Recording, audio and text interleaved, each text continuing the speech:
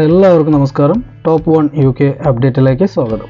നമ്മൾ ഇന്ന് പറയാൻ പോകുന്നത് ചൈനയിലെ ടൂറിസ്റ്റ് കേന്ദ്രത്തിൽ ഹോട്ടൽ നടത്തുന്ന ഒരു മലയാളിക്ക് പറയാനുള്ളത് എന്തെന്ന് നോക്കാം.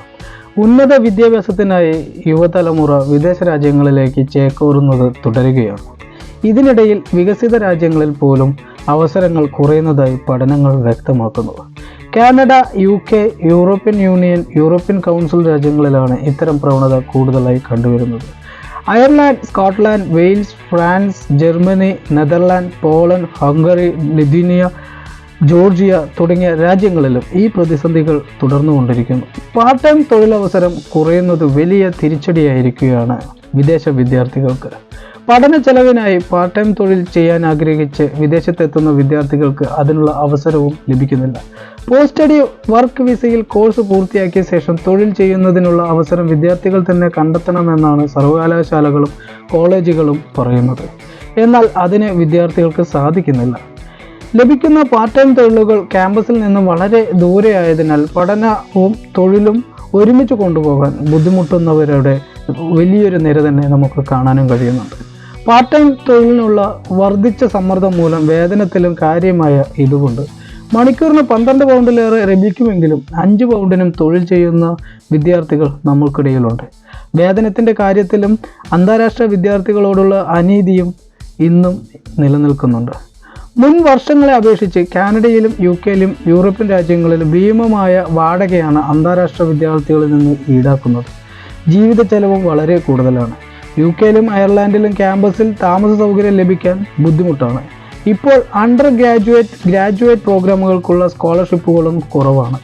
ഭീമമായ തുക വായ്പയെടുത്താണ് രക്ഷിതാക്കൾ വിദ്യാർത്ഥികളെ വിദേശത്ത് പഠിക്കാൻ വിടുന്നത്. അതിനാൽ വിദ്യാർത്ഥികൾ കാര്യങ്ങൾ വസ്തുനിഷ്ഠമായി വിലയിരുത്തി മാത്രമേ തീരുമാനം എടുക്കാവൂ. +2 ശേഷമുള്ള ഗ്രാജുവേറ്റ് പഠനത്തിന് സ്കോളർഷിപ്പുകൾ തീരെ കുറവാണ്. സമാന സ്വഭാവമുള്ള കോഴ്സുകൾ ഇന്ത്യയിൽ ചെയ്യുന്നതാണ് നല്ലത്. വിദേശ പഠനത്തിനായി തിരഞ്ഞെടുക്കുന്നവ ഇന്നോവേറ്റീവ് കോഴ്സുകളായിരിക്കണം. ജീവിത ചെലവ് പ്രത്യേക വിലയിരുത്തണം. മികച്ച റാങ്കിംഗ് ഉള്ള സർവകലാശാലകൾ തിരഞ്ഞെടുക്കണം.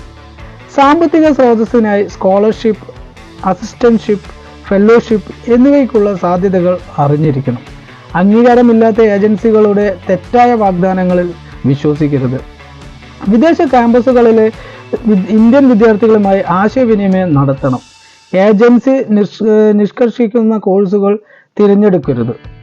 അടുത്തിടെ ചൈനയിൽ ടൂറിസ്റ്റ് കേന്ദ്രത്തിൽ ഹോട്ടൽ നടത്തുന്ന മലയാളികളെ കണ്ടപ്പോൾ അവർ പറഞ്ഞത് ചൈനയിലെ മെഡിക്കൽ പഠനം ഉപേക്ഷിച്ച് താങ്കൾ ഈ മേഖലയിലെത്തിയത് എന്നായിരുന്നു. റഷ്യയിലും പോളണ്ടിലും സമാന രീതികൾ കണ്ടുവരുന്നു. സ്കോളർഷിപ്പുകൾ അഡ്മിഷൻ ലഭിച്ചാൽ സ്കോളർഷിപ്പിന് വേണ്ടി 1 വർഷം കാത്തിരിക്കുന്നതിനാൽ തെറ്റില്ല. പ്രസ്തുത കാലയളവിൽ നിരവധി സാമ്പത്തിക സ്രോതസ്സുകൾക്ക് അപേക്ഷിക്കാം. വിദേശ രാജ്യങ്ങളുമായി ചേർന്ന് ഇന്ത്യൻ ഗവൺമെൻറ് നൽകി വരുന്ന നിരവധി സ്കോളർഷിപ്പ്, ഫെലോഷിപ്പ് പ്രോഗ്രാമുകളും ഉണ്ട്. നിങ്ങൾ ശ്രദ്ധിക്കേണ്ട കാര്യങ്ങൾ എന്തെന്നാൽ ലോക റാങ്കിങ് വിലയിരുത്തി മാത്രമേ വിദേശ സർവകലാശാലകൾ തിരഞ്ഞെടുക്കാവൂ. Times Higher Education US ranking, MBA ranking എന്നിവ ഇതിനായി പ്രയോജനപ്പെടുത്താം. ലോക റാങ്കിങ്ങിലുള്ള സർവകലാശാലകളുടെ പേരിലുള്ള അംഗീകാരമില്ലാത്ത സ്ഥാപനങ്ങളും ഉണ്ട്.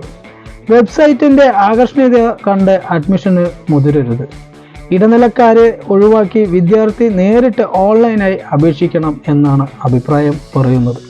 വിദ്യാർത്ഥിയുടെ താൽപ്പര്യം, അഭിരുചി, കഴിവ് എന്നിവ വിലയിരുത്തി കോഴ്സുകൾ കണ്ടെത്താനും വിദ്യാർത്ഥികൾ തയ്യാറാവേണ്ടതുണ്ട്. ഏജൻസികൾ നിർദ്ദേശിക്കുന്ന കോഴ്സുകൾ എടുക്കരുത്.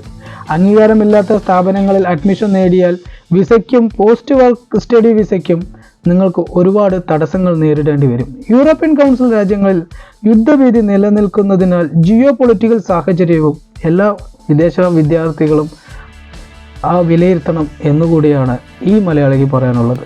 അതുമല്ല, ഇന്ന് ഈ ചൈനയിൽ അല്ലെങ്കിൽ മറ്റു രാജ്യങ്ങളിൽ പല മലയാളി വിദ്യാർത്ഥികളും മെഡിക്കൽ വിദ്യാഭ്യാസങ്ങൾ വരെ മാറ്റിവെച്ചുകൊണ്ട് പല വേറെ മേഖലകളിലേക്ക് കടന്നു പോകുന്ന സാഹചര്യം കണ്ടുവരുന്നുണ്ട്.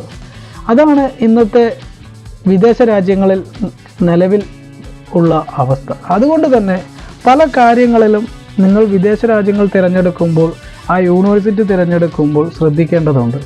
ഈ പറഞ്ഞ കാര്യങ്ങളെല്ലാം നിങ്ങൾക്ക് ഉപകാരപ്പെടുമെന്ന് ഞാൻ വിചാരിക്കുന്നു. അതോടൊപ്പം നിങ്ങളുടേതായ കഴിവുകളും നിങ്ങളുടെ പാഷനും എല്ലാം എത്രത്തോളം വാല്യൂ ഉണ്ട് എന്ന് മനസ്സിലാക്കി അതിന് വേണ്ടിയിട്ടുള്ള കോഴ്സുകൾ തിരഞ്ഞെടുത്ത് അതിനാവശ്യമുള്ള ഏറ്റവും നമ്പർ 1 ആയിട്ടുള്ള യൂണിവേഴ്സിറ്റികളിലേക്ക് അഡ്മിഷൻ എടുത്ത് നിങ്ങളുടെ സാഹചര്യങ്ങൾ, നിങ്ങളുടെ ജീവിത രീതിയിലേക്ക് നിങ്ങളുടെ എക്സ്പെൻസ് എല്ലാം കാൽക്കുലേറ്റ് ചെയ്തുകൊണ്ട് മാത്രം ഒരു വിദേശ രാജ്യം തിരഞ്ഞെടുക്കുക എന്ന് മാത്രം പറഞ്ഞുകൊണ്ട് ഈ ഒരു ഇൻഫോർമേറ്റീവ് വീഡിയോ ഇവിടെ അവസാനിപ്പിക്കുകയാണ്. നിങ്ങൾ ഈ ചാനൽ ഇതുവരെ സബ്സ്ക്രൈബ് ചെയ്തില്ലെങ്കിൽ സബ്സ്ക്രൈബ് ചെയ്യുക. നിങ്ങളുടെ അഭിപ്രായങ്ങൾ കമൻറ്റ് ചെയ്യുക. നന്ദി, നമസ്കാരം.